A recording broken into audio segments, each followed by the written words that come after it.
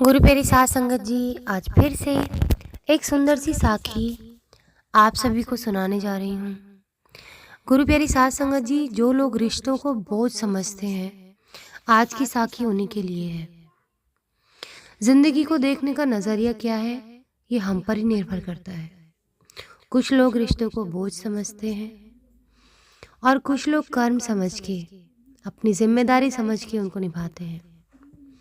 जो लोग कर्म समझ के, अपनी जिम्मेदारी समझ के रिश्तों को निभाते हैं, उन्हें चौरासियों में नहीं भटकना पड़ता, उन्हें और अपना एक नया जन्म खराब नहीं करना पड़ता।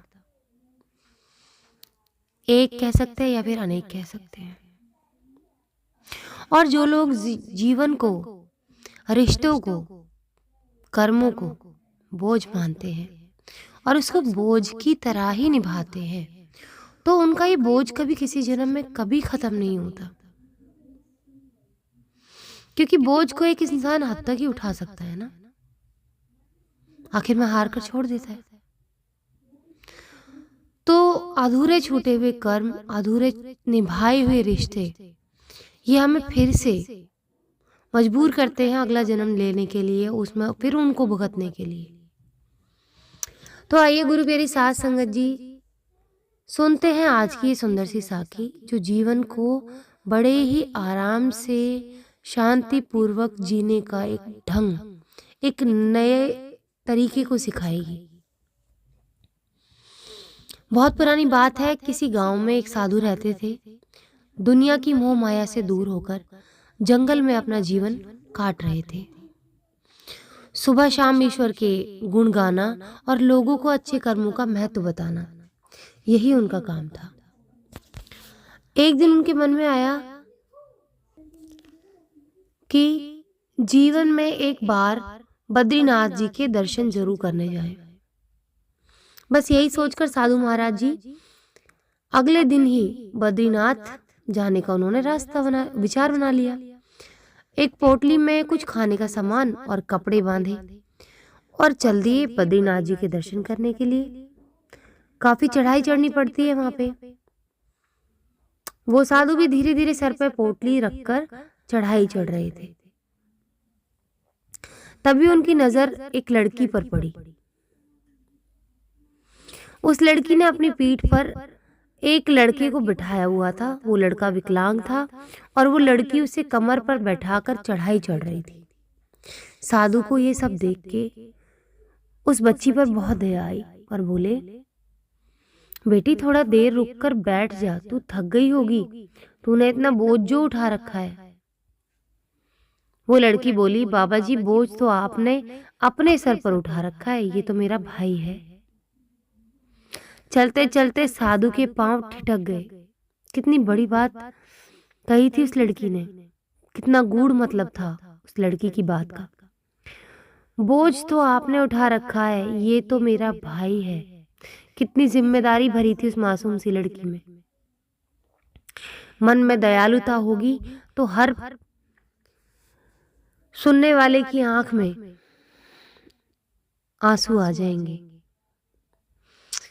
गुरु प्यारी साध संगत जी, एक छोटा बच्चा अपनी जिम्मेदारी संभाल रहा है और इतनी बड़ी बात कह रहा है कि ये मेरा भाई है, ये मेरा बोझ नहीं है। आजकल तो बड़े बड़े लोग अपने बच्चों को बोझ कहने लग जाते हैं, अपने रिश्तों को बोझ कहने लग जाते हैं। आप गांव में ही जाके देख लीजिए या कहीं भी जाकर देख लीजिए, लड़की पैदा होती है तो ज्यादातर लोग ये कहते हैं कि लड़कियां बोझ होती हैं माँ बाप के ऊपर।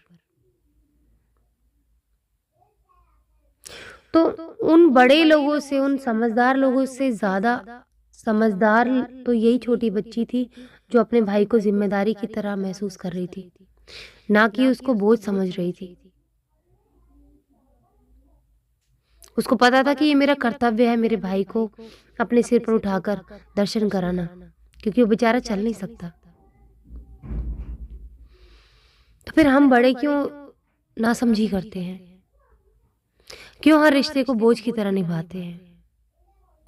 जब माँ बाप ही अपनी बेटी को बोझ समझेंगे तो कौन उसको अपना मानेगा?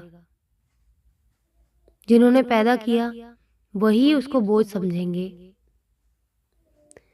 तो और कोई क्या निभा पाएगा उसको?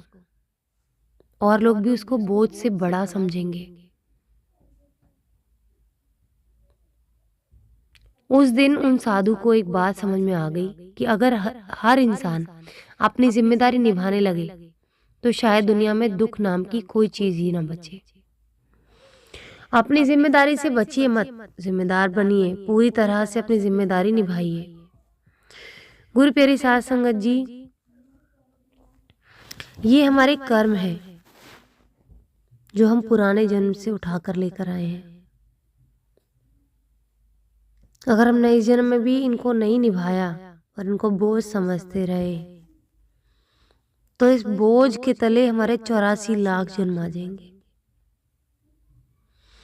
और हम अपने परमात्मा से दूर हमेशा के लिए हो जाएंगे।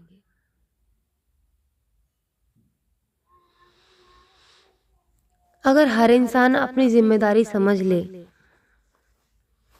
तो सब कुछ कितना आसान हो जाएगा। आप हमारी रोजमर्रा की जिंदगी से ही देख लीजिए। अगर एक नेता अपनी जिम्मेदारी निभाए तो देश में कभी भ्रष्टाचार नहीं हो सकता। अगर एक शिक्षक अपनी जिम्मेदारी निभाए तो कोई बालक मंद बुद्धि नहीं बचेगा। अगर एक छात्र अपनी जिम्मेदारी निभाए तो कोई इंसान बेरोजगारी से भूखा नहीं मरेगा। अगर एक बेटा अपनी जिम्मेदारी निभाए तो किसी माँ बाप को असहाय नहीं होना पड़ेगा। अगर एक पिता अपनी जिम्मेदारी निभाए तो कोई बच्चा गलत संगत में नहीं पड़ सकता। अगर एक भाई अपनी जिम्मेदारी निभाए तो किसी बहन को समाज से डरना नहीं पड़ेगा। अगर एक व्यापारी अपनी जिम्मेदारी निभाए तो बेईमान का नामो निशान नहीं बचेगा। अगर हर नागरिक अपनी जिम्मेदारी निभाए तो देश को जगत गुरु होने से कोई न रोक सकेगा। और एक गुरु अपनी जिम्मेदारी निभाए तो गुरु प्यारी साध संगत जी, कोई भी शिष्य जो होगा वो भटक नहीं सकता। और एक शिष्य जिम्मेदार बन जाए तो किसी गुरु का नाम खराब नहीं कर पाएगा। ये दोनों तरफ से है। ये जो कर्म जो निभाने पड़ते हैं ना, दोनों तरफ से निभाने पड़ते हैं। इसीलिए भगवान सुंदर से रिश्तों में पिरोकर इन कर्मों को हमें दे देते हैं ताकि हमें निभाने में दर्द महसूस ना हो। लेकिन इंसान तो अपनेपन को भी दर्द की तरफ मोड़ देता है, अपने जिम्मेदारियों से भागता है और अच्छी खासी जो खूबसूरत जिंदगी भगवान ने दी है उसको उजाड़ के बैठ जाता है, क्योंकि बोझ समझ लेता है ना। अगर इंसान चाहे तो उसे हर चीज में खूबसूरती नजर आएगी और ना चाहे तो उसे खूबसूरती में भी बदसूरती और दुख नजर आएगा। कितनी भी दूर भाग जाए, ऐसे इंसान को कभी सुख चैन नसीब नहीं हो सकता जो अपनी जिम्मेदारियों और अपने कर्मों से भागते हैं। तो अगर अपने 84 लाख जन्म बचाने हैं बिगड़ने से तो हमें अपने कर्म निभाने पड़ेंगे, जिम्मेदारियां निभानी पड़ेंगी, उनसे विमुख नहीं हो सकते हम। आज इसी के साथ इस सुंदर सी साखी को यहीं समाप्त करना चाहूंगी। मिलती हूँ आपसे अपनी अगली वीडियो में नई साखी के साथ। तब तक के लिए खुश रहें, सुमिरन करते रहें, सच्ची सेवा करते रहें।